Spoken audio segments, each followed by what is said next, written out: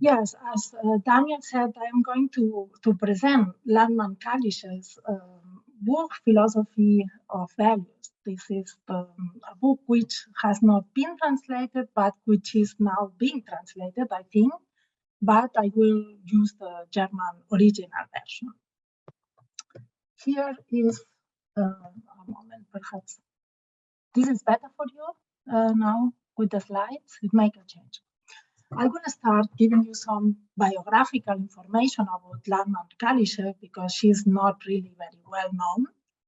Then I will present her motivations, her epistemic motivations, and is missing, sorry, her epistemic motivations for tracing an analogy between the sensing of secondary qualities and the feeling of values. She established this analogy, and I will try to show you what motivated her to do this analogy. Then I will present her distinction between affects and pure feelings. This is a very interesting distinction that I was unable to find in other phenomenologies or authors of that time, but I thought that this was very interesting to see that in her work. And then I will discuss the relation between pure feelings and two kinds of value judgments. And then I will present some concluding remarks. That's the plan for today. So Edith Landmann-Kalischer, she was born in Berlin in 1877, and she died in Basel in 1951. She studied under the guidance of Simmel, Neumann, and Dessoir. These are three authors of that time that were very important. We find also influences of Stefan Georg in her thought. We find also strong influences of the psychology of that time, in particular of Wundt and Kulpe. And I think that we can say without problems that her work belongs to the Brentanian tradition. And if we take a look more closely, her interlocutors were Meinong and Witasek. Not that much phenomenologies, but more the authors working around the grad school, around Meinong. And I think that this is also an interesting point. We, or I at least, couldn't find no trace of the eidetic or transcendental reduction in her work.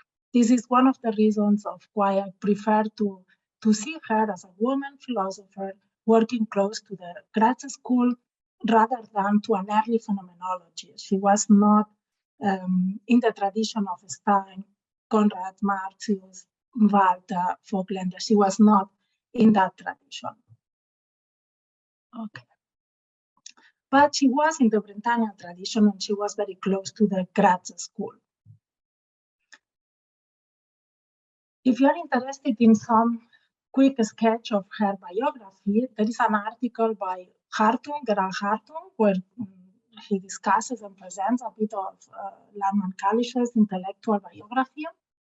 Her work in aesthetics has been recently object of research. There is an article by Maria Reicha-Marek, and another one in English published a couple of years ago by Samantha Matern. And her work on values has been not translated yet, but as far as I know, there are some plans to translate her work by Dahlstrom and Matern. And I couldn't find secondary bibliography on her work on values. So today I'm going to focus in this book, Philosophie der Werte. That's a book published in 1910. And there are some intriguing thoughts there. So I start now presenting the epistemic motivation for establishing this analogy between the sensing of secondary properties on the one hand and the feeling of values on the other hand. And she clearly says that it has an epistemic aim, and she mentions that the analogy is employed as an indirect way to answer to the question of how to justify the validity of value judgments. This was what mainly motivated her. What is the validity of our value judgments? We have to think that she is coming from the aesthetic, and she was very much interested in establishing how to justify the validity of aesthetic value judgments. But in this book, it's not just the aesthetic what interests her, but more generally value judgments.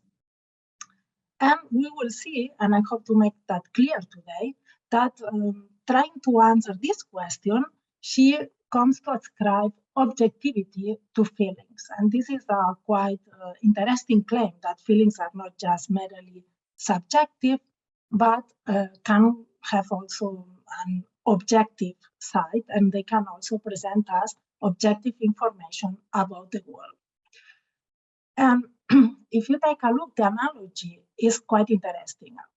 The sensing of secondary qualities and the feeling of values can be approached from an epistemic or from an ontological perspective. The ontological perspective is just to see how secondary qualities and values have in common. This could be an interesting project, but this is not the project that I'm going to investigate today. I am not interested in the ontology of secondary qualities and values and how they relate to each other, but I am more interested in the sensing and the feeling. So the acts by means of which we come to apprehend different realms of objects. So I'm interested in this analogy between modes of apprehension. And I have to say that I separate both elements, the epistemic and the ontological, but this separation is just a strategy that I have to deal with her work, because in her work, both dimensions, the epistemic and the ontological, appear quite mixed. The ontology of value is for her intimately related to the epistemology of value. As she puts it, values are a kind of sensation of higher order, an evaluative property of an object, which depends on the other properties of this object. So this is also an interesting issue. She's an objectivist about values. She is not a realist about values. And her account is better interpreted as a form of value dispositionalism rather than in terms of value realism. This means that for her, values have objectivity. They are presented as being objectively there, and they are presented thanks our affective acts. But she does not defend the claim that values exist in a separate realm of being. She is not a realist, but she is an objectivist, and she goes for this kind of value dispositionalism.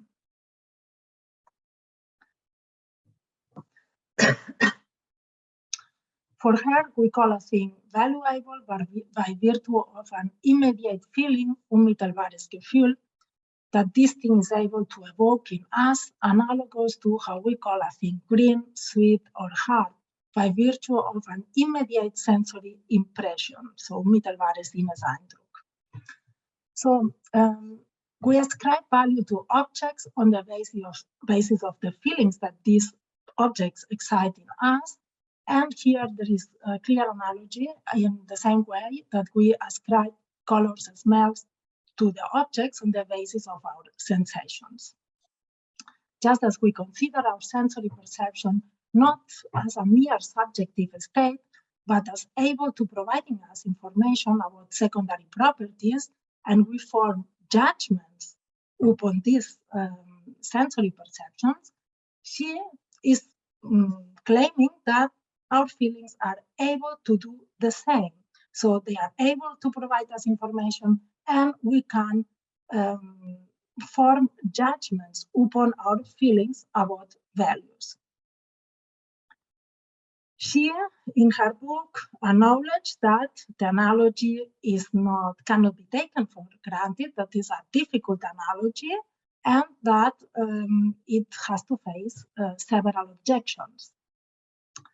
She wants to show us that feelings function like sensory perception in several respects, and that we have good reasons to investigate how feelings provide us this objective information, and we can form value judgments on the basis of these feelings. But she is also very much aware that she has to justify the analogy. It's not that we have the analogy and that sounds good, but the analogy has objections, has many detractors, so she's very conscious about the fact that this analogy has to be justified. So what she does in her book is to consider different objections against the analogy and to provide arguments to reject these objections, so that we can say that we are convinced about this analogy between sensing, secondary properties, and feeling values. Here we have the first. She begins by rejecting the view that feelings are mere subjective states. And to reject this view that was quite widespread even today. So we say that feelings are mere subjective impressions or experiences. But at that time was also very widespread view about feelings. So to reject this view about feelings, she resorts to a distinction between act and content. And this distinction is present in all Brentano peoples, but it was in particular important for the authors of the Graz school, such as Meinong. And according to this distinction, then she argues that each mental state has two sides, a subjective side and an objective side. And she says feelings are mental states, therefore feelings have also two sides. They have an objective side, that's the feeling, and a subjective side, there is a mistake in the slide, a subjective side of the feeling and an objective side, and that is what is felt. And in this respect, feelings are like several other mental states that we have, and we don't say that they are just subjective. For instance, sensations, they have also a subjective side, that's the sensing, and an objective side, and that is what is sensed. So again, in this slide, the first objective side, it should be subjective side. No, I have a mistake there. That's the feeling. And the objective side is then what is felt.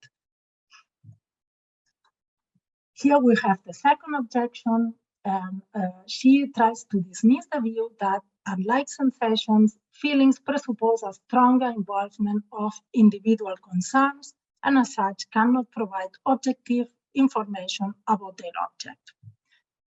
To face this objection, she elaborates a typology of affective states, and she distinguishes between pure feelings, reine Gefühle, and the examples are like and dislike, and affects, affecte, and the examples are love and hate. According to Landmann-Kalischer, pure feelings are disinterested by that affects are marked by our concerns. So the objection could be true only for affects, but not for pure feelings. That is a point that I will analyze in more detail later, but this is the second objection that she rejects against her project. Then she argues against the view that feelings cannot be objective due to their individual and momentary nature by showing that also in this respect, there is no substantial difference between feelings and sensory perception. Just as under the same external circumstances, an object with the same temperature appears sometimes warm, sometimes indifferent, and at other times cold. So we can say that an impression is sometimes pleasant, sometimes indifferent, and other times pleasant. Regarding intensity and quality, sensing and feeling are both dependent on the constitution of the apprehending subject. Yet in both cases, we are able to abstract of the momentary conditions so that objectively value judgments can be obtained. So she established here a strong point for the analogy in claiming that, there are these external circumstances, but this is not different for sensations, and therefore we should give feelings a chance to be objective. She moves on and rejects also the idea that feelings, unlike sensations, cannot be objective because they do not leave traces and cannot be reproduced.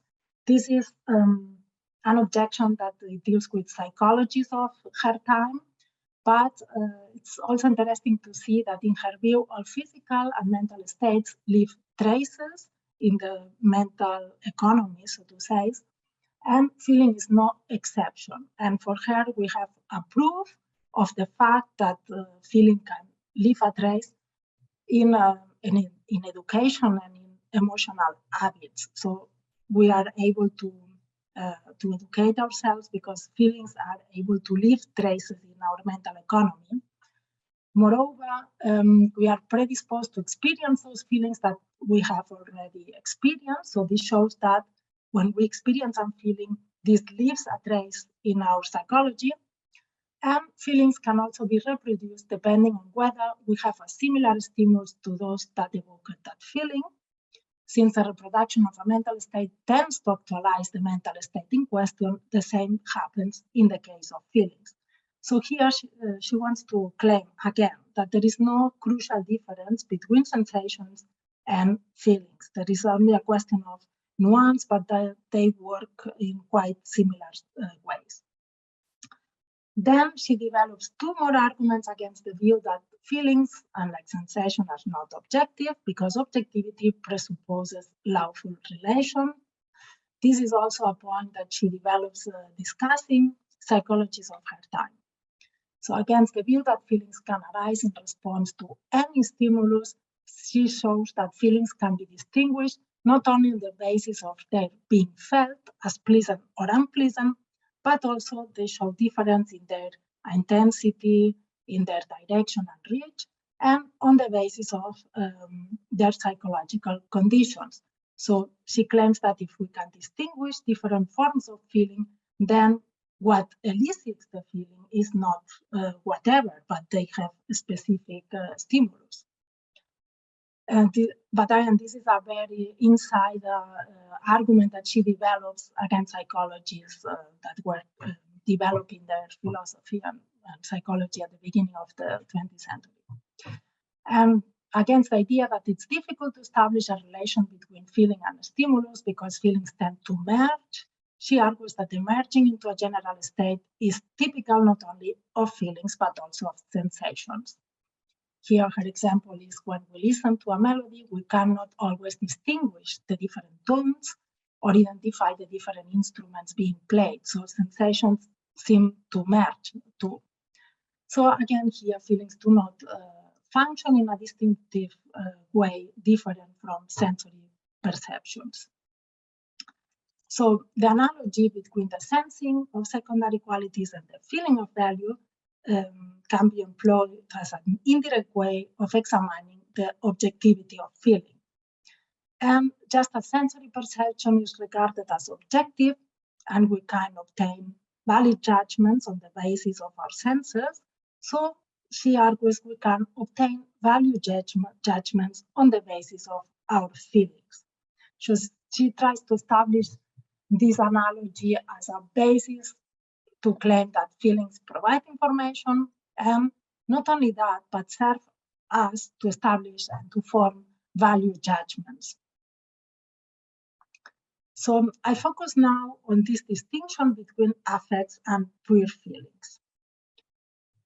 Landmann-Kalischer was one of the first authors in this Brentanian tradition who claimed that the apprehension of value or the way in which we access value is thanks to our affective states. That was a point that was established already by Brentano, and we find different elaborations of this view in authors working under his influence.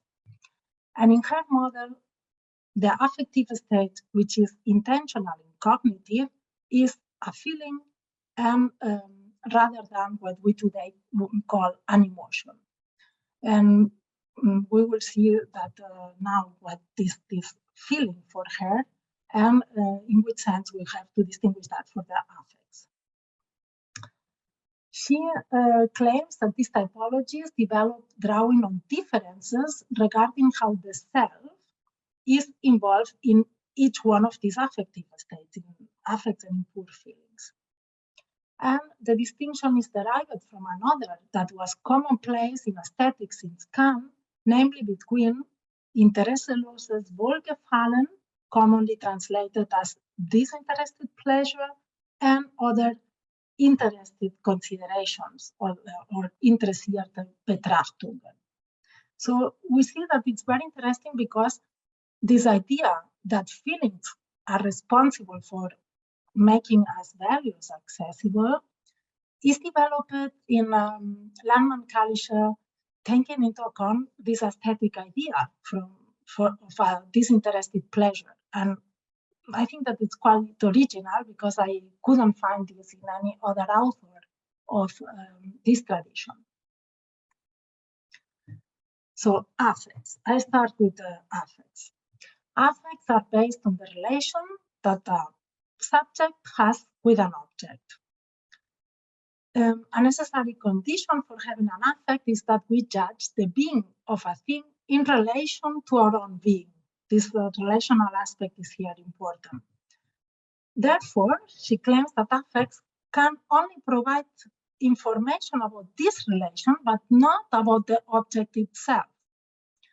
Affects remain bounded to the self, and they cannot make available objective features of the objects they target. I think that is a very interesting thesis, that affects can provide only information about our relation to an object, but not information about the object itself. And to understand better this thesis, some examples of what she understands an affect are here important. And she mentions three: compassion, love, and hate. Compassion is an affect because it's based on a relation of similarity, that's her view, between the person who is suffering now and the person who feels compassion. And love and hate show the same structure. She does not explain further how it works, but I think that we can explain that in the following way. Hate is based on the relation that a subject has towards the hated person. So the same person who is hated by this subject could be loved by another subject. So these love and hate are explained here in terms of the relation between subject and object. If A hates B by virtue of being in a specific relation, which differs substantially from the relation that another person who loves B has, then of course what this subject is feeling cannot tell anything objective about the other. I think that she's right here. Love and hate are affects and cannot say us anything objective about what we love or hate, because the same person can be object of other affects by another one. So if I tell you I hate this person, this hate can provide you information about only about in which relation I am with this person, but not information about objective properties of the person, because you could tell me, no, but I love this person. So again, here we would have only information about your relation to this person, but not about the person herself.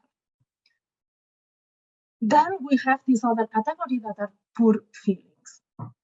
These are very interesting because she claims that can provide objective information about the objects they target.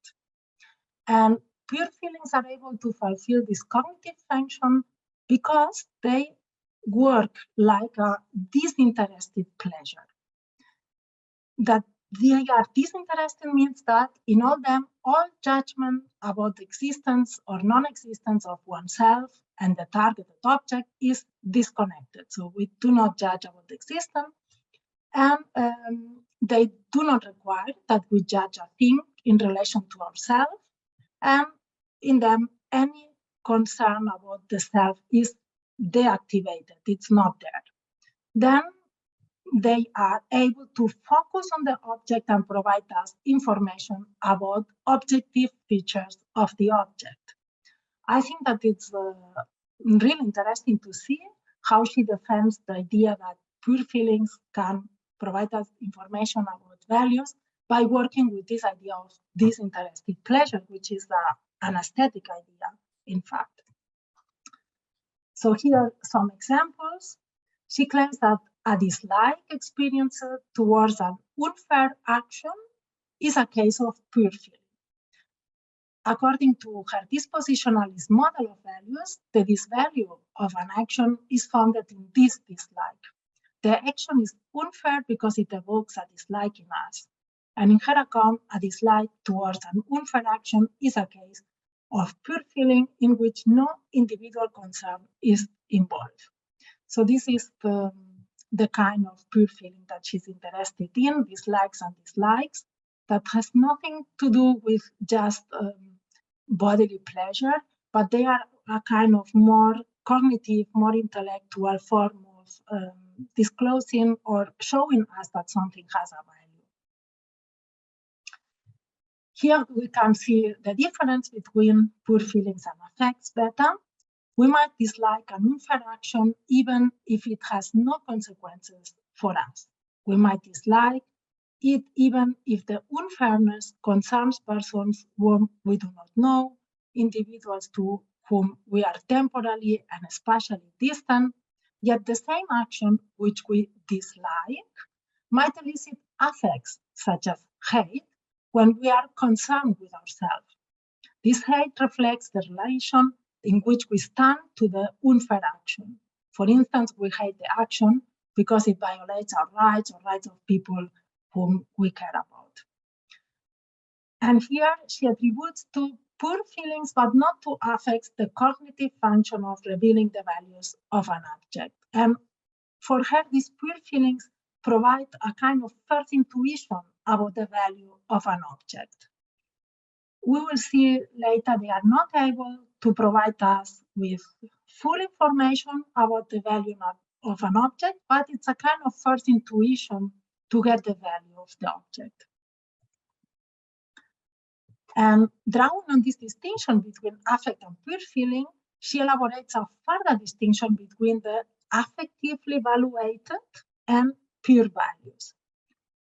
While the first distinction between affect and pure feeling explicitly use the criterion of the involvement of the self in each one of these experiences, the second distinction reflects differences regarding the respective intentional structure of each experience. So we see now what is the affectively evaluated. In the affects, values or goods are explained in terms of what is pleasant or unpleasant in relation to human needs. She claims that these values or goods can be objective and we can even derive an ethical system from them. But what we affectively evaluate in this way is not an objective property of the thing. The kind of value involved in affects reflect only our valuations, how we affectively evaluate something. The values involved in affects are relational concepts, concepts that express the relation between a subject and a thing, and how this subject attributes value to the thing. But they cannot provide us objective information about the object. In affects, we affectively evaluate objects, but we do not apprehend objective values. So that's her claim. Then, just as we had pure feelings, we have pure values. And she claims that pure values are objective features of an object. And then we can see here very well her form of value dispositionalism. She claims that under normal circumstances, they will evoke the same pure feelings in all beings capable of feeling. When we call an action good, then under normal circumstances, all beings that are able to apprehend values will feel that this action is good. And these values, the pure values, are completely independent of the particular interest of the person, because pure feelings are for her disinterested and are not based on the relation that we have towards an object. These pure feelings are able to provide us information about what we target.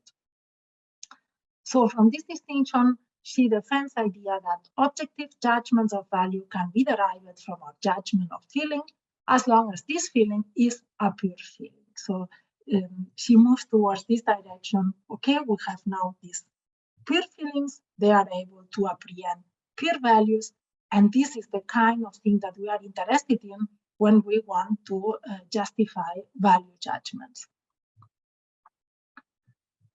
Affects can reveal to us only what has a value for oneself, but not what has objective value.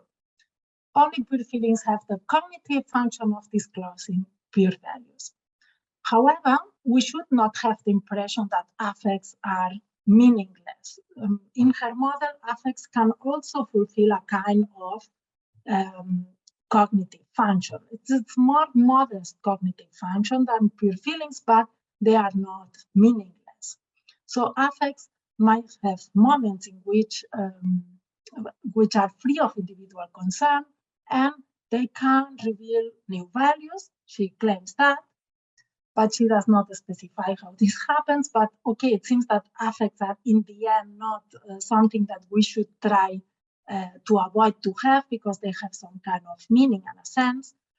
And second, moved by an affect, a subject can focus on values which are not perceptible to the disinterested subject. So this makes sense. If I'm concerned with a person, with an action, or with a certain situation, then this affect, even if it reflects my concerns towards this object, will help me to focus my attention so that a pure feeling can emerge, and then the pure values can be perceived. So this kind of cognitive function seems that makes affects, after all, not that bad in her model.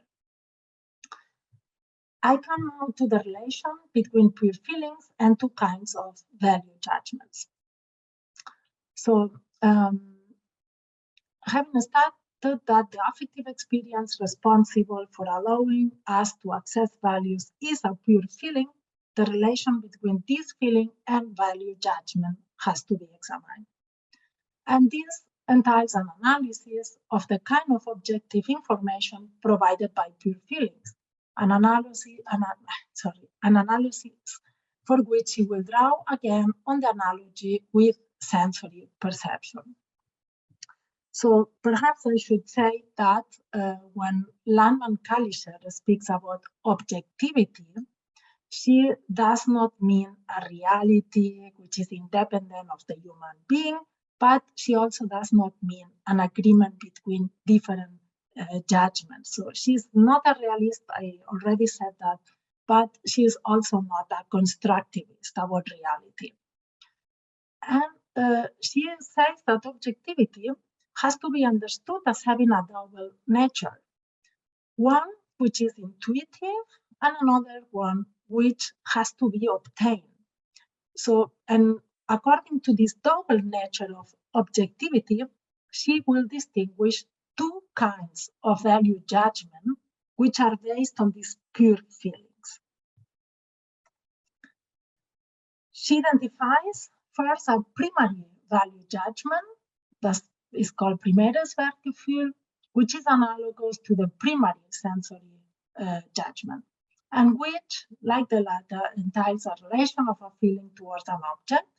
This objective sense of the primary value judgment should not be conflated with the objectivity of its content. Like our sensory judgments, primary value judgment mean something objective. They provide information about a perceptible property of an object. They are a kind of first intuition, so to say, about an object. This does not make them objectively valid value judgments. For an objectively valid judgment to be the case, we have to elaborate on the primary value judgment. So she clearly claims that the objectively valid values are not given, but we have to gain them. So this is very important because it seems that these pure feelings are able to give us a first intuition about the value, and we can build a kind of judgment about the value of an object. But the objectively valued values is something that we have to work somehow to obtain them. The primary value judgment, or an intuitive knowledge of value, takes place by virtue of an immediate feeling. However, this intuition does not imply that the primary value judgment is correct. To have a correct judgment, we need a process. The objectively valid value judgment, is an idea that she claims that it has to be accomplished. It's something that we have to go through a process, that we have to work to obtain. And it's not just something that we find there. She regards the second sense of objectivity as a natural development of the first. She claims the primary judgment of value, like the sensory judgment, carries with it the evidence, only its elaboration verifies it. And so so the primary value judgment can be corrected by comparison and experiences. The final certainty of its validity must be proven. She claims that there is which is above the immediate feelings, just as the world of concepts is superior to sensory impressions. So this was an important point because it shows pure feelings have a kind of intuitive value for us, or they are intuitively important, but to get really knowledge of value, to have a valid, objective judgment of value, we have to work. We have to accomplish that. We have to go through a process. Drawing on this analogy between sensory perception and feeling, she argues that in the same sense that there is correct and incorrect seeing and hearing, there are also correct and incorrect feelings. Just as objects have a certain weight independently of the fact that one can experience them as heavy or light, values are also objectively determinable independently of how they appear to us. Feelings are, in this regard, subjected to the same process as sensations in order to achieve general validity. And in the same sense that we do not doubt that we can obtain objectively valid sensory judgment, we do not have to doubt the possibility of achieving objectively valid value judgments. So, and to obtain these objectively valid value judgments, she says that we have to work in a similar sense as what we do with our senses. So if I want to know that I am right, when I am just watching outside my window and I say, today is a sunny day, this is a judgment which is based on my sensory perception. So I have to take a look if I have been deceived by something, perhaps by my curtains, because this is my old glasses and I cannot see well. So she claims that we have to do the same for the case of feeling. We have to identify what can deceive our feelings and what can lead us to obscurities and contradictions. And just as we are able to refine our senses, for instance, I have to wear glasses, or otherwise I cannot see things properly, she claims that there are also possibilities to refine our ability to feel so that we can feel better. Our pure feelings can give us a better intuition of the values. So the thought that I extract from her considerations here is that pure feelings are epistemically relevant because they provide with a first intuition of value, upon which a primary value judgment can be formulated. Objectively valid value judgments are not provided by pure feelings.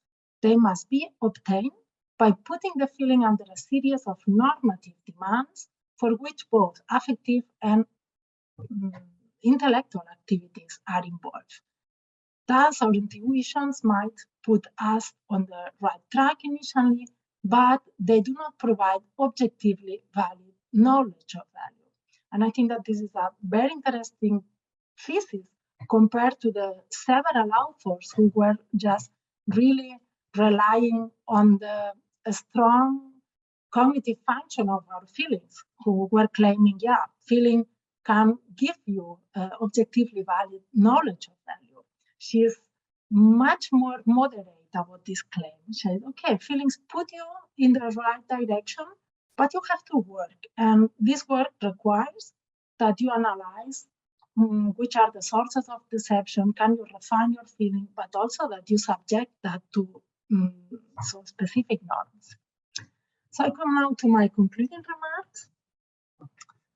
We have seen today that she developed an accurate account of pure feelings as being intentional and cognitive. And these pure feelings have to be distinguished from the affects. We have seen that. Her work can be regarded as embedded in the Brentanian tradition, where this idea that feelings are important to reveal what has a value was really widely defended. And despite of being less known, she contributed to the forging of a new paradigm of affectivity among Brentano's followers. She published on this model even prior to the works of other authors, such as Scheler and Meinong. Her work on values is from 1910, so it's just before Scheler published his book on formalism, before Meinong published Emotionale Präsentation. And it's quite interesting also to see that Meinong mentions her as a source of influence in his work. Meinong mentions her work on aesthetics, not this work, but he mentions her. So I think that we should include her in any comprehensive reconstruction of the debate on emotion and value in the Brentanian tradition. And I think that understanding her account would help us to understand how in this Brentanian tradition there was a movement towards the idea that feelings can provide objective information about the objects they target.